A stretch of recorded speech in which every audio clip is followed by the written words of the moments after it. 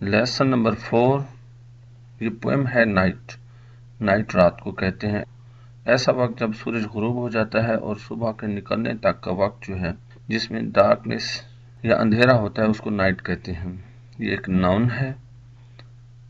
یہ نظم William black نے لکھی ہے اور اب ہم اس کا ٹرانسلیشن پڑھتے ہیں۔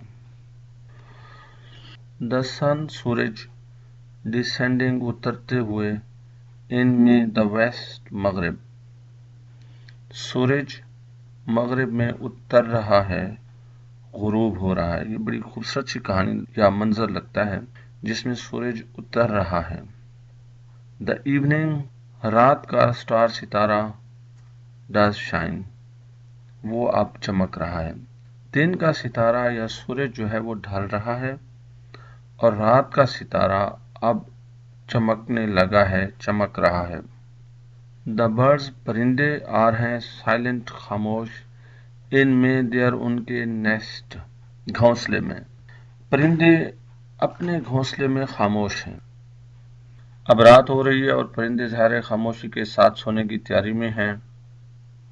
اینڈ اور آئی مسٹ، میرے لیے ضروری ہے، سیک تلاش کروں، فار کے لیے، مائن اپنے۔ وہ کہتا ہے کہ پرندے اپنے اپنے گھونسلوں میں اب خاموش ہیں اور اب میرے لیے بھی ضروری ہو گیا ہے، مسٹ ہو گیا ہے کہ میں بھی اپنے گھر کو جاؤں، آرام کروں، وہ بھی خاموش ہیں، مجھے بھی خاموش ہو جانا چاہیے۔ دا مون لائک اے فلاور، ایک پھول کی طرح ہے۔ اب یہ لائک آنے کی وجہ سے یہ ایک تشبیہ بن گیا۔ اگر یہ ہوتا دا مون از اے فلاور تو پھر یہ استعارہ ہوتا، لیکن چونکہ لائک یا ایز آ جائے تو پھر وہ سملی یا تشبیہ ہوتا ہے۔ دا مون لائک اے فلاور، چاند ایسے ہے جیسے کوئی پھول ہوتا ہے۔ ان ہیونز، آسمان کے، یہ اپاسٹرافی ملکیت کو ظاہر کر رہا ہے۔ ہیون آسمان کے، ہائی بلند بار کمرے میں۔ چاند ایسے ہے جیسے کوئی پھول ہوتا ہے اور آسمان کے بلند کمرے میں جا پہنچا ہے، آ پہنچا ہے اور وہ بھی اب آرام کرنے لگا ہے۔ ود، ساتھ، سائلنٹ، خاموش، ڈیلائٹ، مزے میں، وہ خاموشی کے لطف میں ہے۔ سٹس، بیٹھا ہے، اینڈ اور سمائلز، مسکراتا ہے، آن دا نائٹ، رات پر۔ یعنی یہاں پہ پرسونیفیکیشن یا تجسیم ہے کہ چاند کو ایک انسان کی طرح دکھایا گیا ہے جو رات کے اوپر مسکرا رہا ہے۔ چونکہ اس کو انسان بنا دیا گیا اس لیے اس کو ہم پرسونیفیکیشن یا تجسیم کہتے ہیں۔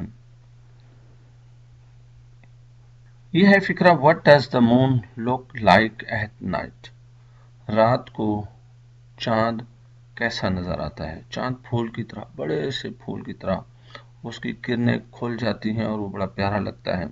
تو یہ بڑی خوبصورت سی نظم ہے جس میں رات کے منظر کو پیش کیا گیا ہے جو بہت ہی خوبصورت منظر ہے، اور سب سے بڑی بات اس منظر میں وہ خاموشی ہے۔ جیسے پرندے سائلنٹ ہیں اور چاند بھی سائلنٹ ہو کے اس مزے میں، اس رنگ میں بیٹھا ہے اور مسکرا رہا ہے اور خوشیاں بکھیر رہا ہے۔ تو اسٹوڈینٹس، ہم تھوڑا سا اس کی پوئٹری کو دیکھتے ہیں۔ اگر ہم پوئٹری کو دیکھیں تو پوئٹری کیا ہوتی ہے؟ شاعری ایسی تخلیقی تحریر ہے جو بحر میں لکھی جائے۔ Poetry is a creative writing in metre, بحر شاعری کے پیمانے کو کہتے ہیں، اور ہمیں شاعری کا تھوڑا سا پتہ ہونا چاہیے۔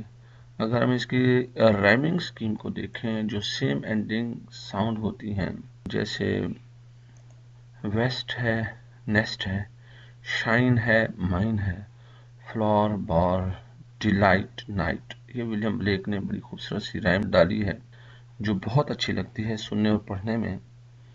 اس کو اگر ترنم کے ساتھ پڑھا جائے تو بہت خوبصورت انداز میں یہ پڑھی جائے گی۔